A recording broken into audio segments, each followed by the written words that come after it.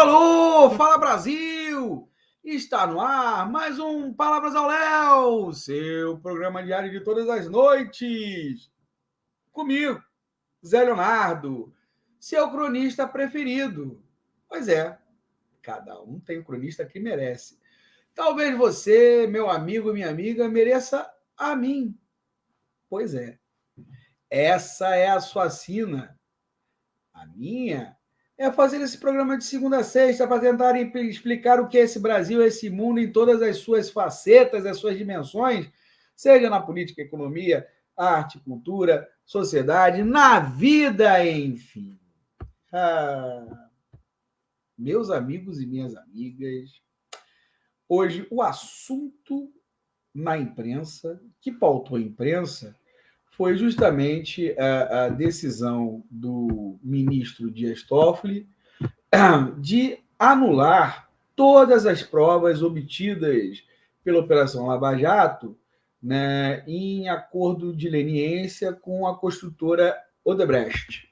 Né? Lembrando assim que essas denúncias ou essa direção foram cruciais para levar o Luiz Inácio Lula da Silva à prisão, onde ele ficou por mais de 500 dias. Há duas formas da gente ver a sentença do Toffoli.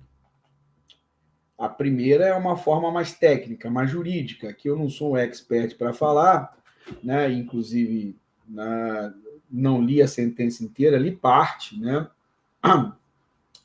E também a repercussão que houve na imprensa a respeito disso, e me parece que, como peça jurídica, tem lacunas. Não estou dizendo que ela é desprovida de razões jurídicas, não, pelo contrário, né? Não posso ser leviano aqui em falar isso. Mas ela tem lacunas, né? Até porque há denúncias e há comprovadamente desvios na Petrobras. Houve comprovadamente desvios na Petrobras naquele momento. Né? Obviamente, esses desvios nunca, as provas que foram obtidas, para muitos juristas, talvez a maioria deles hoje, teriam sido insuficientes para levar o Lula à cadeia, à prisão. Né? Então, houve, de forma, né, quase que inequívoca, uma forçação de barra da Operação Lava Jato para incriminar o Lula, mesmo sem as provas necessárias para levá-lo à cadeia. Mas a corrupção na Petrobras era um dado, e era uma corrupção no governo PT e para beneficiar o governo petista. Isso aí eu não discordo dessa conclusão. É uma conclusão. Daí, se isso é suficiente juridicamente para levar alguém à cadeia, ou o presidente à cadeia ou não, isso é uma outra discussão, e aí sim houve uma forçação de barra aí da Lava Jato e várias, né, quebras da lei que ficaram comprovadas depois pela Lava Jato, que, obviamente, macularam aquela operação. Né? Mas, como eu falei, tecnicamente, juridicamente, a sentença do Toffoli pode ter lacunas e que podem ser exploradas, inclusive, pela defesa dos possíveis, né, acusados posteriormente, né, de terem aí malversado a lei. No caso, aí, o próprio Sérgio Moro, Deltan, né, a juíza Gabriela Hart, que teriam sido os artífices dessa corrupção da lei. Vamos falar, isso também é corrupção. Né? Então, isso é um ponto que eu quero frisar. Tecnicamente, há falhas, aparentemente, na sentença do Toffoli. Mas tem uma outra forma da gente entender, que é a forma política. Né? O Toffoli, na verdade, ele fez uma sentença, uma decisão política ali. Ah, mas você pode dizer, mas tudo é política. Sim, tudo é política. Né? Eu sou historiador, eu tenho formação na área das ciências sociais e sei que tudo é política, tudo são relações de poder, em alguma medida. Né? Não podemos negar isso. Mas, né, no campo jurídico, a política partidária, né, não deveria estar presente. E esteve, tanto na condenação do Lula, quanto agora em todas as decisões que o favoreceram de 2019, 2020 para cá, desde a sua soltura, né, 2019. Desde a sua soltura, muito se entendendo o que era o governo Bolsonaro. Né? E a leitura política da sentença do Toffoli é de um discurso bastante contundente, bastante incisivo, né, contra a Lava Jato, né, e assim, a qual ele classificou como tendo sido o ovo da serpente dos ataques à democracia. Então, olha só, o Toffoli, no meio da sua sentença, em um determinado momento, tenta ou responsabiliza a Lava Jato por ter sido aí dos fatores que fomentaram o golpismo no Brasil. Né? Está errado? Não, não está errado. Né? Isso é uma análise que um cientista político deve fazer. Isso é uma análise que um historiador deve fazer. Isso é uma análise que um militante político pode fazer. Mas eu não sei se é uma análise que cabe a um ministro do Supremo Tribunal Federal fazer. Não sei se eu estou me fazendo entender. Né? Ou seja, a análise política é correta do Toffoli. Só que não é ele que tem que fazer essa análise. Ele tem que julgar de acordo com a lei. Ele tem que cumprir a Constituição. O STF é meramente isso. É um garantidor da Constituição brasileira. Seja ela boa, seja ela ruim, a Constituição brasileira ela é garantida pelo STF.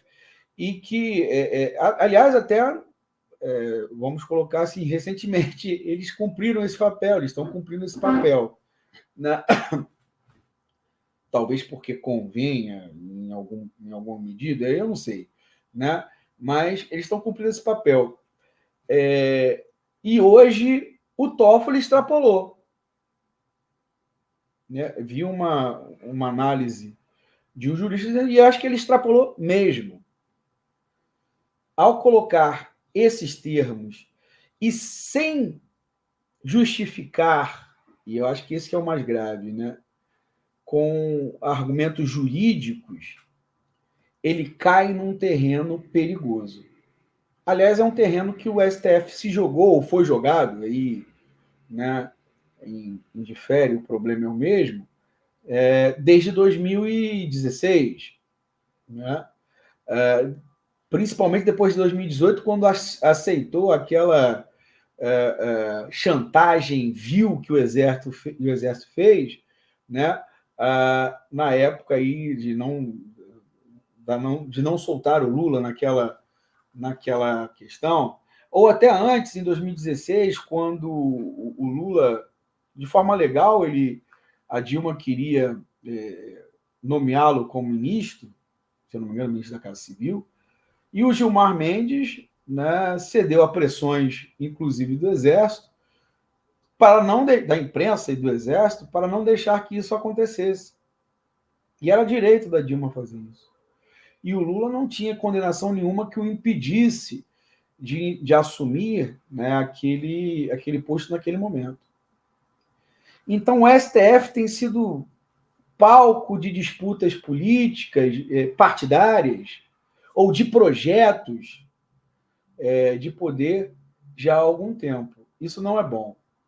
O Toffoli, de forma correta, coloca que a Lava Jato se prestou a ser um instrumento de projetos políticos. E que, para isso, usou tortura psicológica, né? E que ele classifica um verdadeiro pau de arara no século XXI. E que levou, inclusive, ele coloca na sentença dele, levou a mortes, levou a, enfim, a transtornos, e, enfim. Está errado? Não está errado. Era ele que tem que falar isso? Não, não é ele que tem que falar isso. Então, eu fiz aqui em um momento, em outra coluna, não sei nem se foi no Palavras ao Léo, dizendo que o gênio tinha que voltar para a lâmpada. Ou seja, que o STF tinha assumido funções ao longo dessa última década que não eram funções dele, funções políticas partidárias. E que estava na hora da gente pôr o STF aí de volta na lâmpada, o gênio de volta para a lâmpada. Tá difícil de colocar esse gênio de volta para a lâmpada. Tá difícil do STF voltar a ser um tribunal e não um cenário de disputas políticas. Hoje, os setores mais progressistas da sociedade estão satisfeitos com o STF porque está tomando decisões que são decisões assim aparentemente favoráveis a esse campo.